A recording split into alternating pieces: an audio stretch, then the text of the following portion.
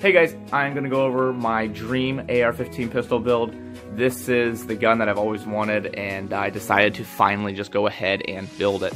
I have a lot of AR-15s, and some of them have different parts that I really like about them, but not all the parts that I like, so I decided just to go ahead and spend a little money and build a gun that has everything that I really wanted. So we're going to go ahead and go from the back to the front, and we're going to start with the brace, and we'll go over everything that we have here. So I went with the CAC brace.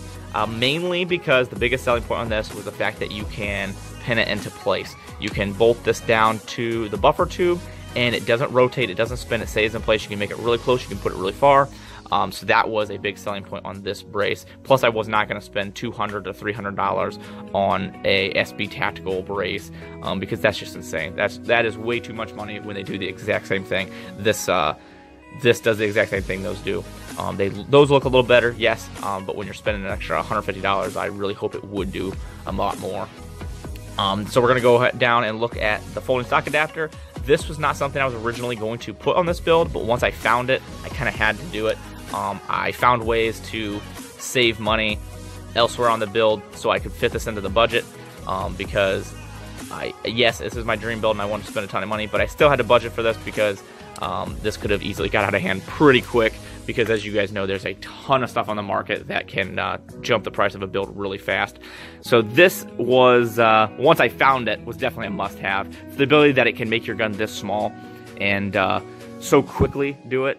AR-15s are very notoriously known for not being able to fold like this, like AKs and stuff, but they figured out a way to make it so the bolt carrier doesn't fall out of the gun.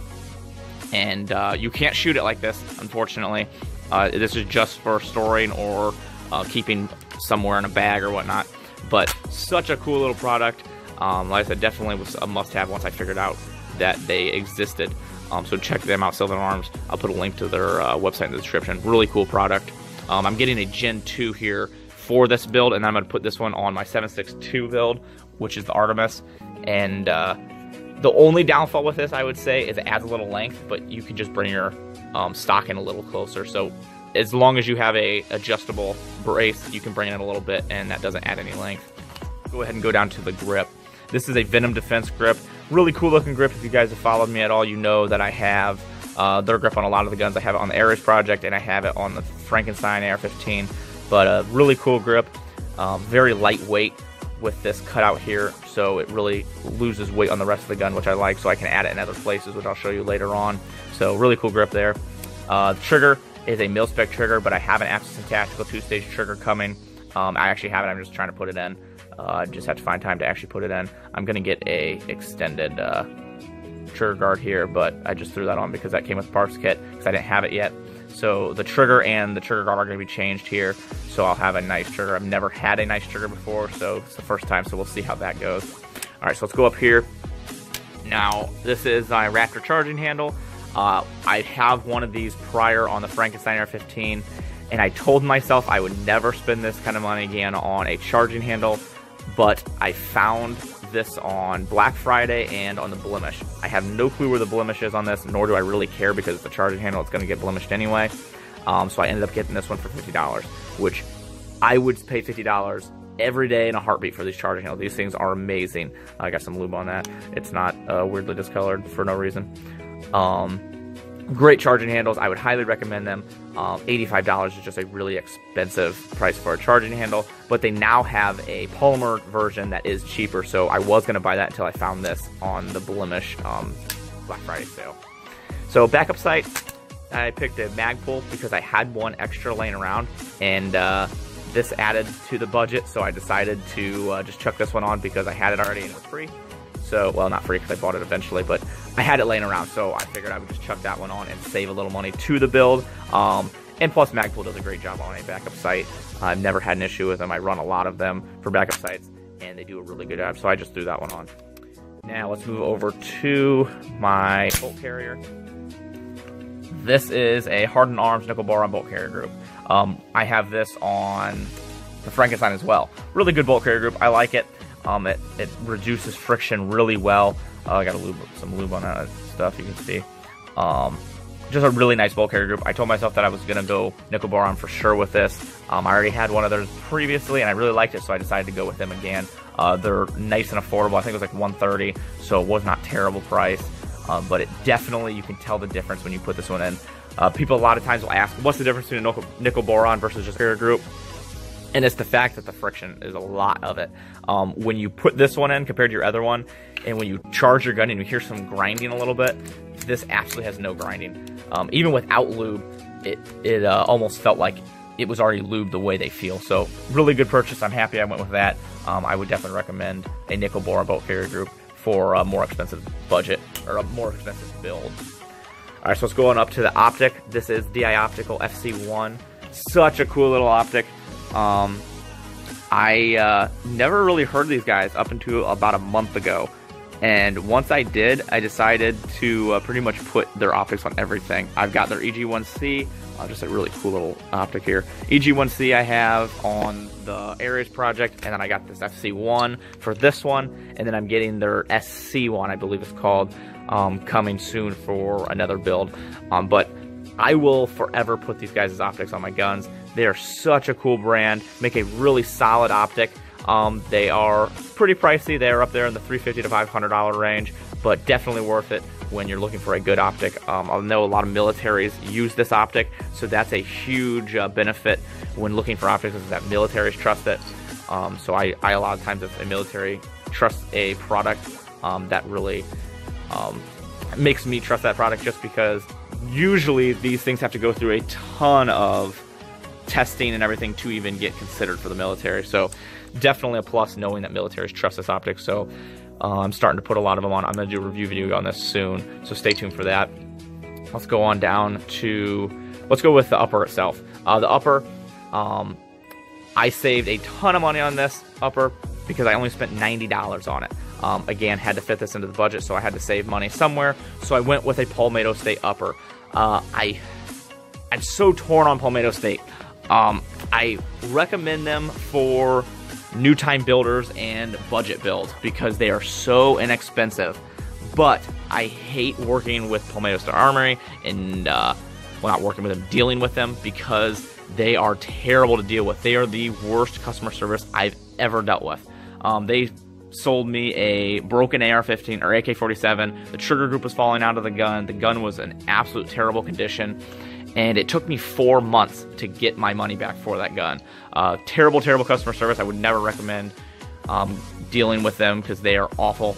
But for $90, I really couldn't say no, because it really was able to put this in the build and let me get a nice optic. But yeah, Palmetto State Armory, I would recommend them for your budget AR-15 build or first-time builder. But other than that, awful company. If they figured out their customer service, they would be amazing. But until then, I'm not a big fan of them. Let's go ahead and move on so I don't have to keep ranting about Palmetto State Armory. American Grip, gun-mounted tools. Definitely a must for any gun that you're going to be using a lot. You can put any attachment in these, or any tool in them. So you can put flathead screwdrivers, you can put Phillips screwdrivers, you can put 2 of these on your gun and attach them together and make them stronger. Such a cool little tool. I haven't made a review video on them, but I will soon. I have these on all of my AR-15s that have a Picatinny rail. But such a cool little thing, so lightweight.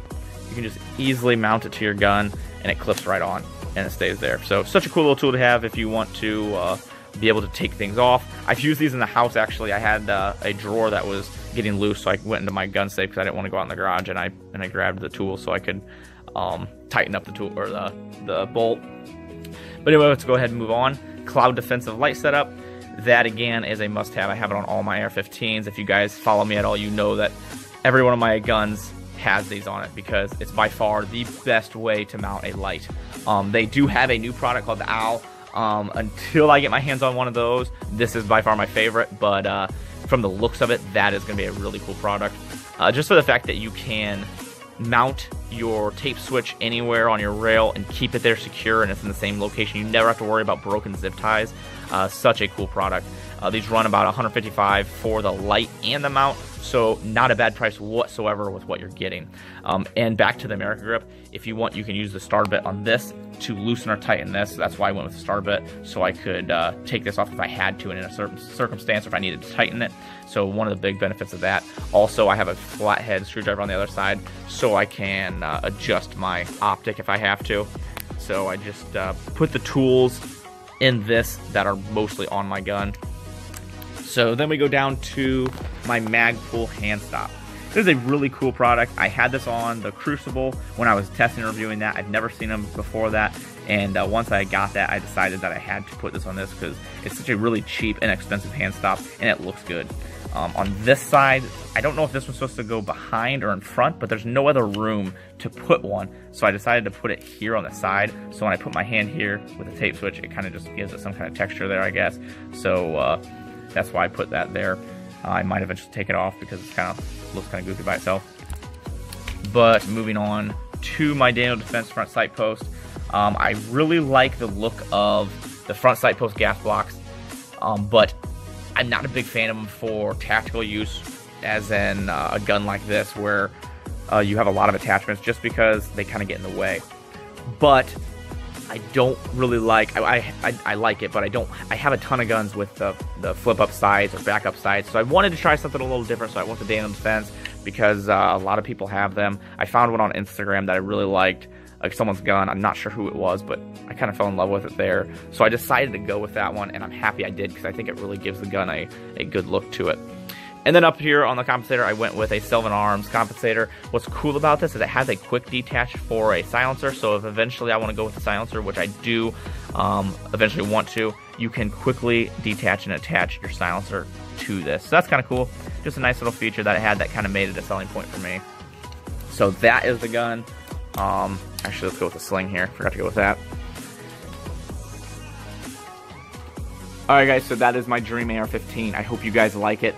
I'm looking at doing a Cerakote here eventually on it. I'm not sure exactly what I want to do, so if you guys have any ideas, shoot me a comment and let me know what you guys would do. And maybe I will eventually go with that. But Cerakote is in the near future for this.